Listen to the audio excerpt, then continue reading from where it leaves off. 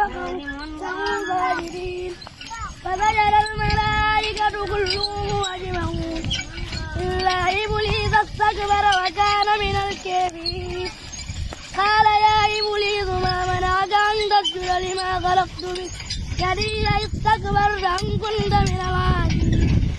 قال أنا خير منه خلقتني من نار وخلقته من طين قال فاخرج منها فإنك رجيم وإن عليك لعنتي إلى يوم الدين